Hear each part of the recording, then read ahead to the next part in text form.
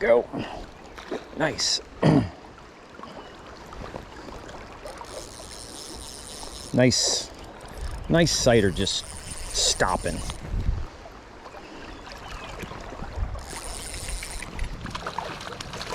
Got him on a waltz.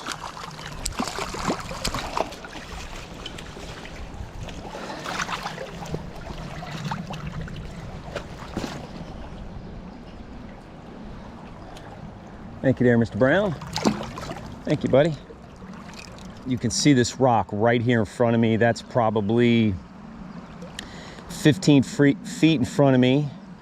And that just on the other side of it, maybe 3 feet on the other side of it, there's a little bit of a soft spot off of that main current, and it was right there.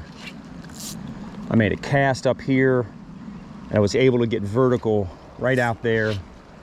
He was probably 18 feet in front of me. And just a nice, subtle stop in the sighter.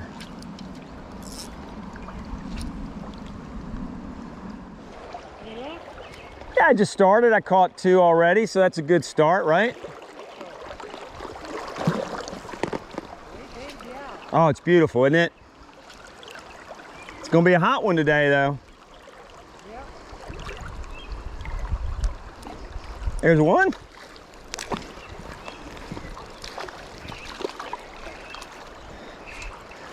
I'll tell you about that spot here in a minute.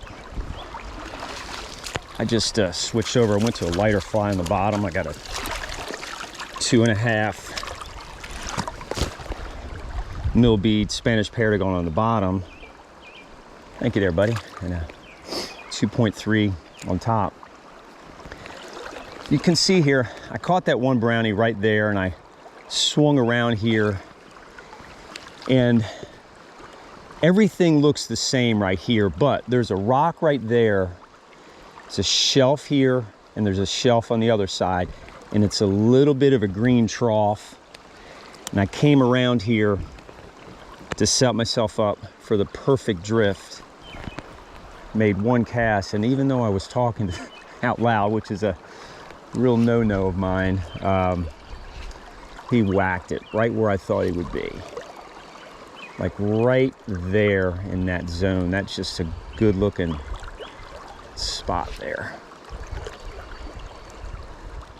So I went with the same fly, size 16, Spanish bullet on the bottom, 2/8 bead. I just think it's going to be one of those days where I'll be going back and forth with weight because of the wind, but well, it sure is pretty right now.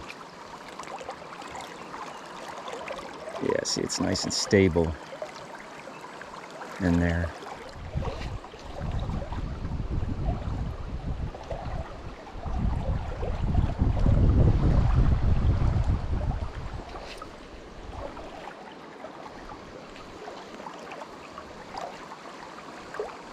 There's a fish. I'll tell you about that guy here in a minute. He hit that Spanish bullet. Boom. Right in the net. Jump shot. Okay. Thank you there, buddy. So, I don't know if you noticed my cast. What I did there is couple casts before that, I was stopping my rod high and making a tuck cast. That last one, I came in low, kept my angle of entry lower because it's shallow right there, but it's this really nice area. The shelf, you can't really see it on camera, but there's a lighter area of the shelf, and then it's a little green and it gets light again. It's just this nice little bucket for the fish to be in. So I wanted to keep my angle shallow because I just didn't need to be deep. It's probably less than 2 feet there.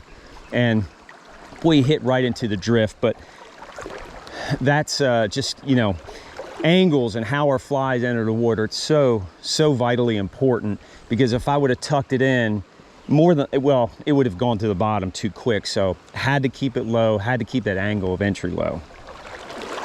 So I really like this. It's really shallow up there. Then you get this riffle, And then there's a rock right here. You got like a really nice lane, and even back here you got a slower tail out. This is just an ideal spot. Let's just fish this back end first. Get it going through that rock. There's a fish right. That was a decent fish. Right in that lane. So that fish was right in that chute between these two rocks. He was just kind of on the back side of that exposed rock, right slam in the middle.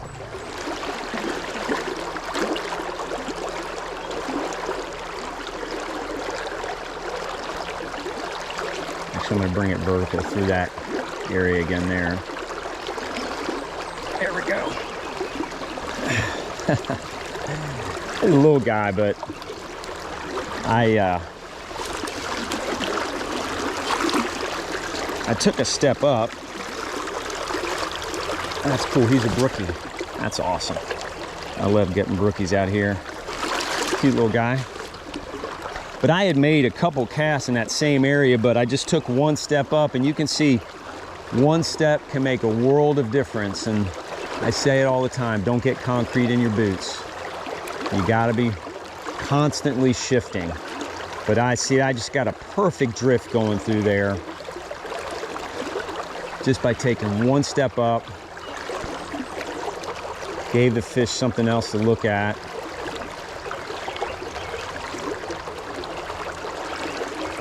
And he nailed it.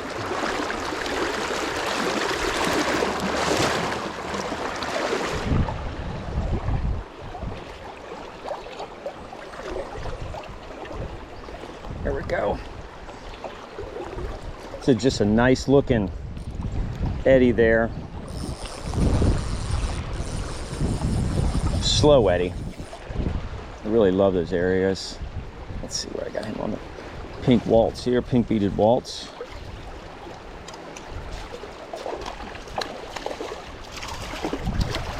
Thank you there, Mr. Brown. It's good looking fish. I'll tell you about that area there.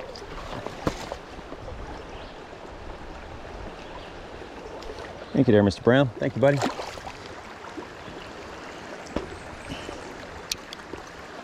So I was standing here and I came around this rock. I'm on this really nice shelf.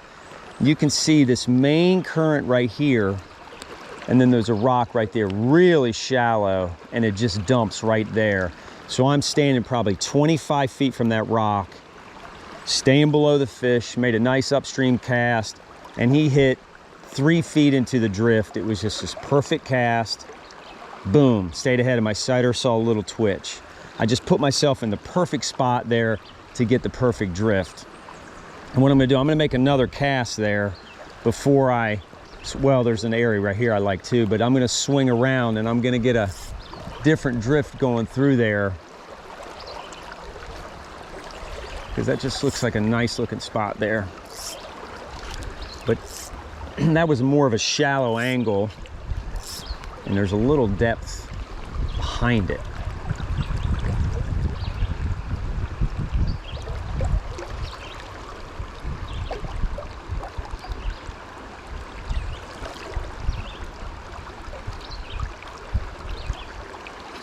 Make a couple more casts. All right, before I'm gonna swing around, I'm gonna fish that a little better, but I'm gonna take a couple casts right in front of me here. Just some upstream, right back. You can see this beautiful area right here. There we go.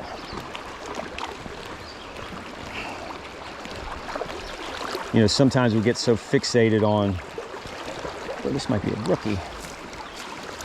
Oh, what a beautiful, beautiful brookie. Gorgeous brookie. Sometimes we get so fixated on certain areas that we don't pay attention to the whole stream. And that was a perfect example of just kind of being aware of what's around you. Look at that gem. Thank you there, Mr. Brookie. I love those surprises. Actually, they're not really surprises in this area. You tend to pick up some brookies in this area of the stream here. Okay, now I'm gonna take a couple more steps up here. I'm gonna go back to that spot. I caught that brownie a moment ago. And I get a different drift here now.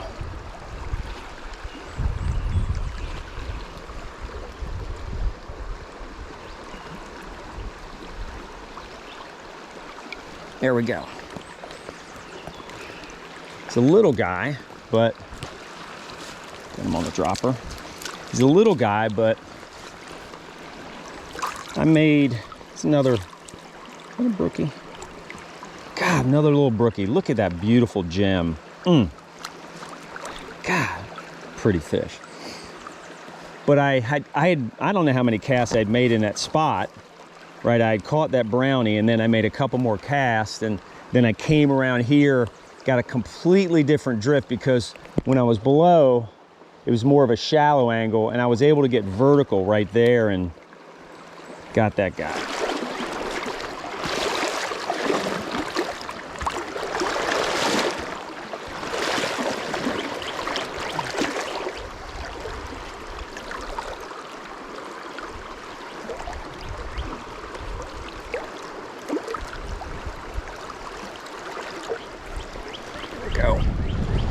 And a nice fast water over there.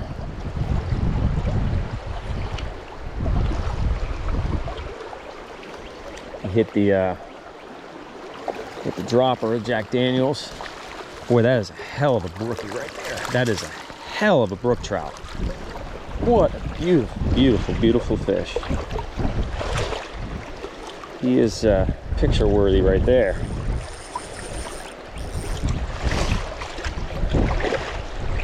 Look at that. What a beauty. Thank you there, buddy.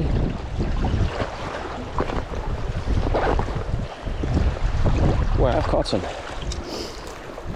have caught some brookies today. You can see that fast run over there. I just made a, it's a 25-foot cast, and you can make those longer casts and have shorter drifts.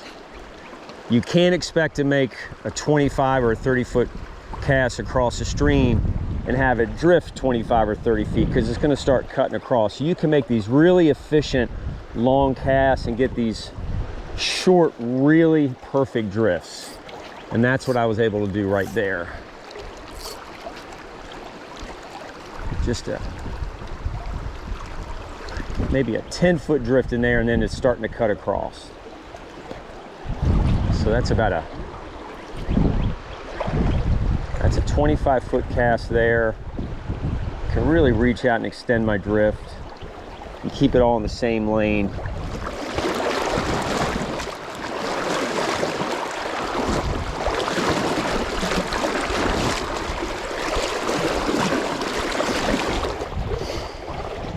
Okay, we got some rolling water here. I'm gonna fire one up there.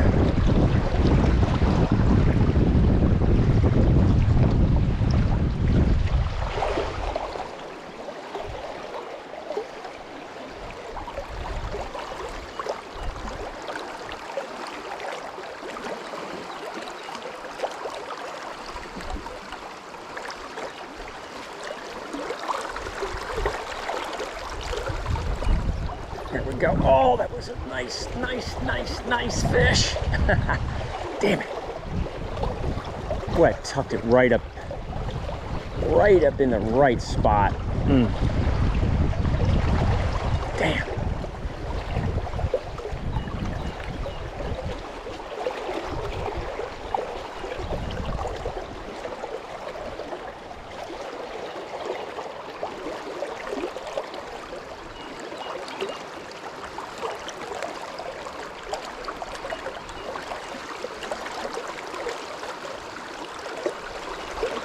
There we go.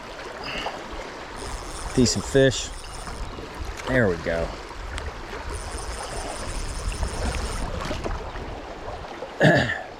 He hit the waltz there. I weighted up here.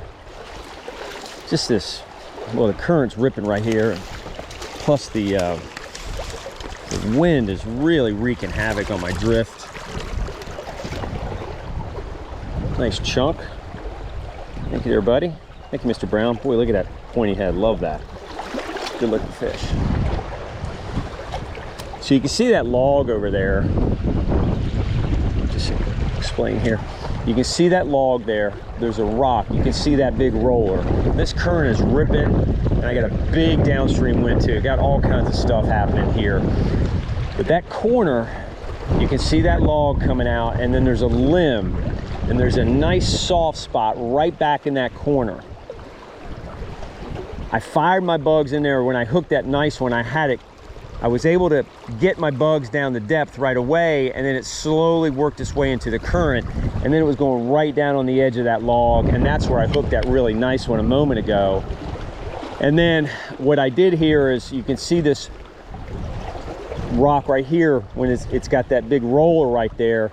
So I made another cast and I tucked it in there really hard, and it's just before it gets white there, before it hits the log, he was right in there, and he hit it pretty much right in the beginning of the drift there. So I just kind of kept working this area. I just knew there's just no way there was just one fish there. Just too good looking of a spot. It's just very difficult to make a really good cast.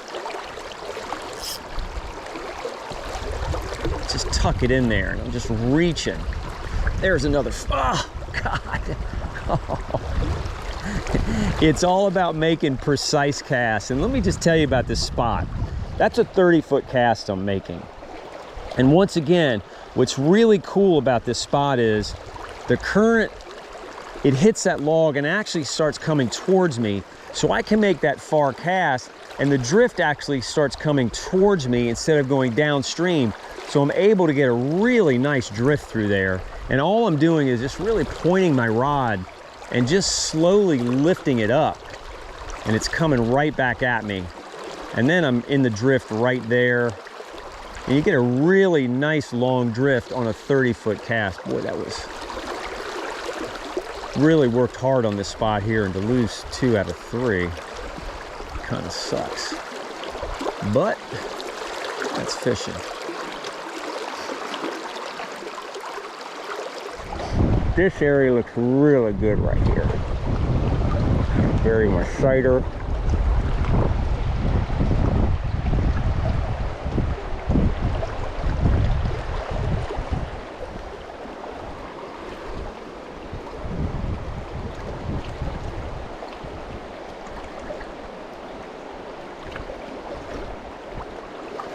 There's a good fish.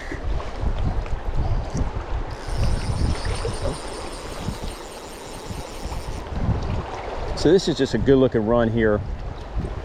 And this wind is really tough. It's really ripping downstream, and I really had to put my sighter really laid on the water and get it underneath.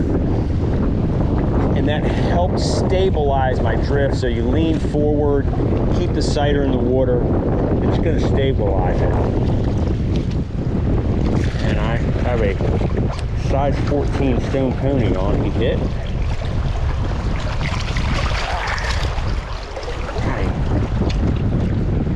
He's a lot bigger.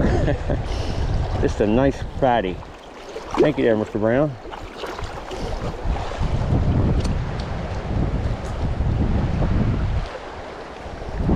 So that was probably 20 feet out. And that's the beauty. I love this run right here.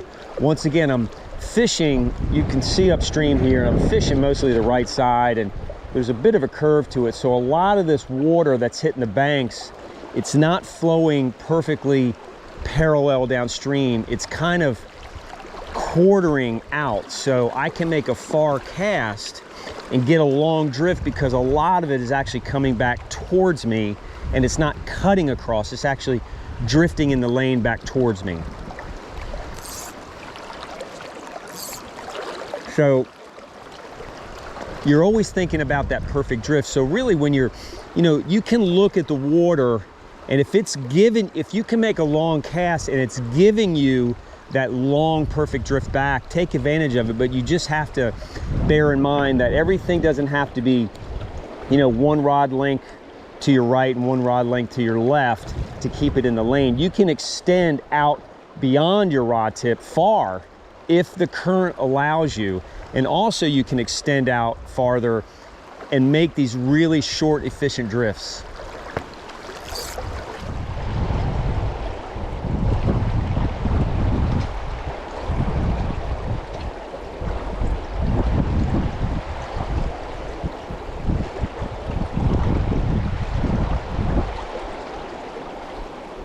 There we go. Boy, I just had to get the right drift there. This wind is something else. Keep fighting it all day here, and it's got this nice run here.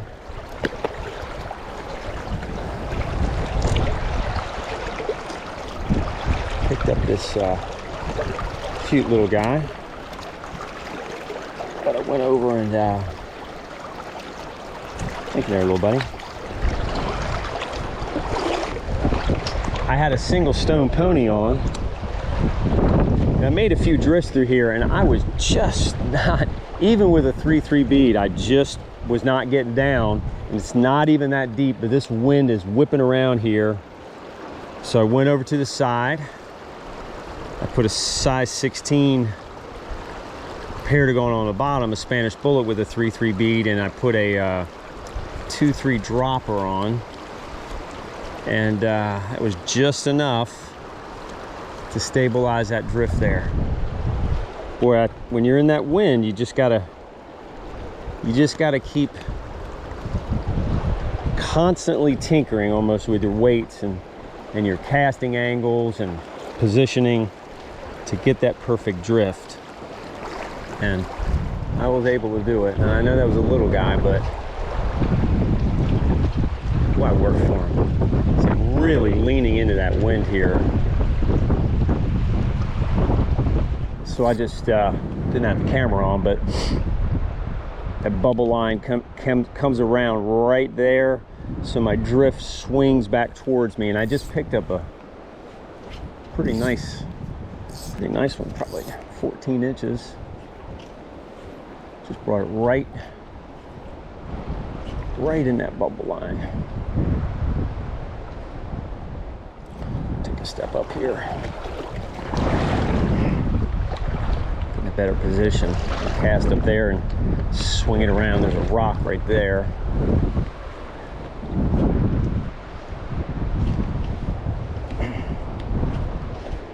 Right in through there.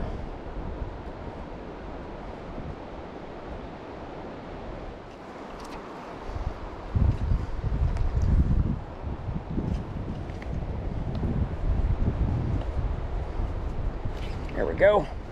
Decent fish there. I knew if I could get up in here and position myself better. It's a nice fish. Hit the dropper. That last one I got, same size fish. Got him on the Jack Daniels as well. Just all about positioning. Really nice fish. Oh yeah, this is actually a little bit bigger. Really nice fish.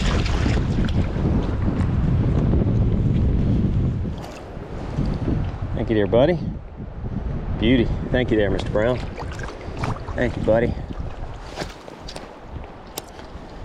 So I was standing back here maybe 5 feet, and I caught that first one right here, and you can see that nice run, that nice bubble line, moved around here. You can see these twigs sticking out of the water. I popped it on the other side, brought it right through that run, and he nailed it. Good stuff. And it is warm today. It is unseasonably warm.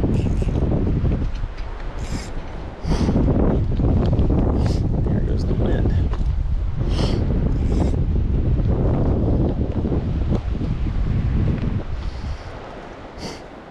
it die down. I caught that first one right there and that second one right there.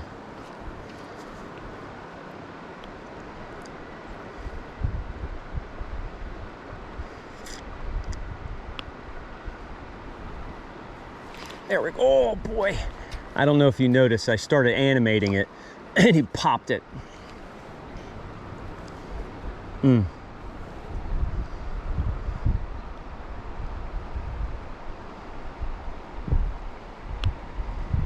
There we go. Look at that. Same thing. I was just putting a little animation on it. And I had made drifts through there. That's 2 casts in a row. Animated my fly and popped it. Boy, I thought that was a brookie. Damn. That is a beauty. What a beautiful brook trout that is. That's what I'm talking about. He hit the jack. No, he hit the Spanish bullet. God, what a fish. Look at that beautiful brook trout. Look at that brookie. Thank you there, Mr. Brookie. Thank you, buddy. Boy, I've caught some brook trout today. A couple nice ones. So I was down here, and once again, I had made a couple drifts. I caught that first fish there, made a couple more drifts, nothing, moved over here, caught that one there, but then extended my drift here, and that was 2 casts in a row. I animated my fly, and that was a different fish because that first fish hit there, and I stung him. He wouldn't have hit again, I don't think. But anyway, that was there. That second one was there. That's pretty cool. I'm gonna move over here so I can get vertical going by that.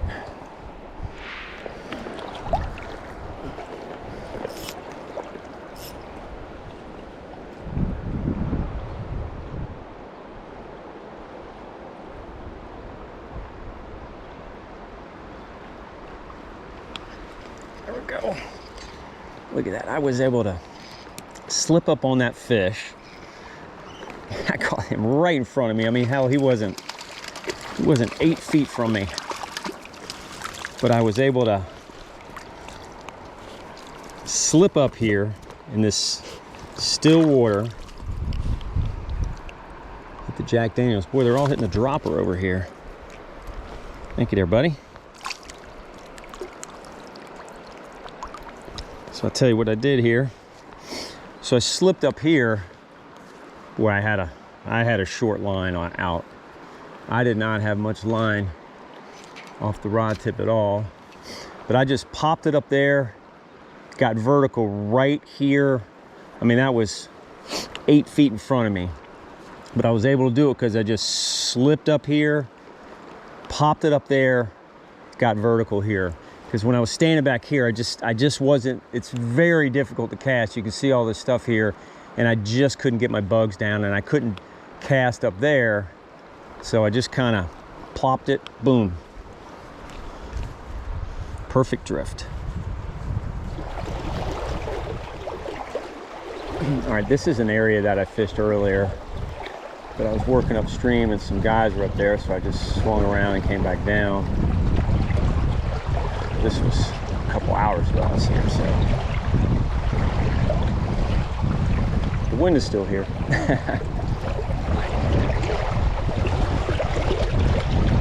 One step closer here.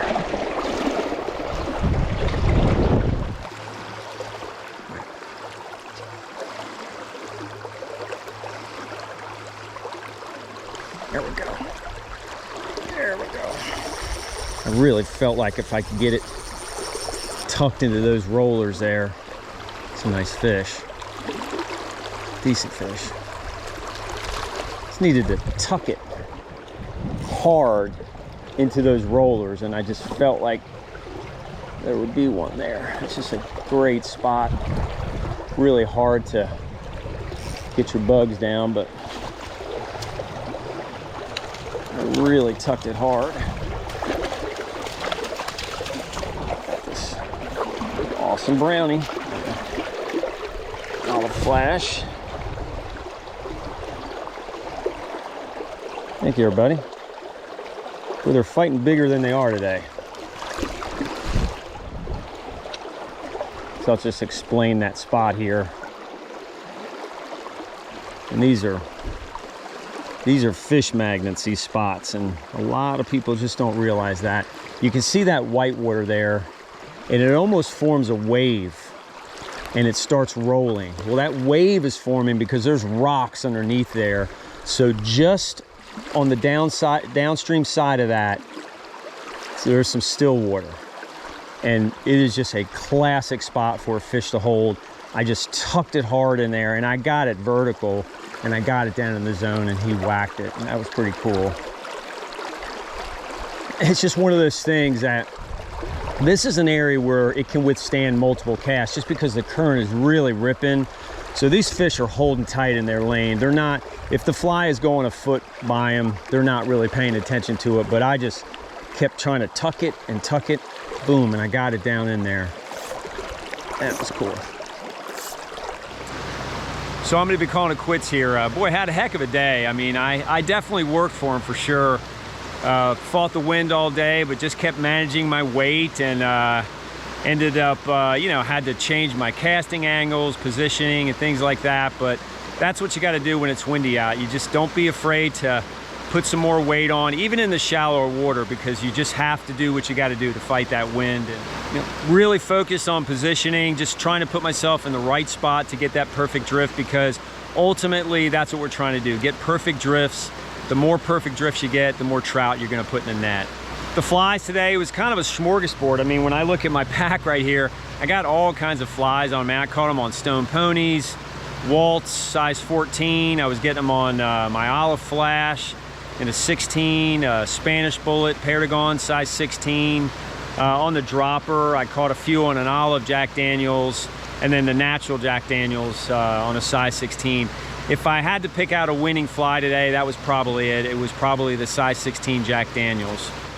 I hope you enjoyed this video. If you did, I'd appreciate if you give me a thumbs up. If you have any questions or comments, feel free to leave them below. Happy to help you out. And as always, tight lines, everybody. Talk to you later. Bye. Oh, and shout out to you, Tony. Talk to you later. Bye.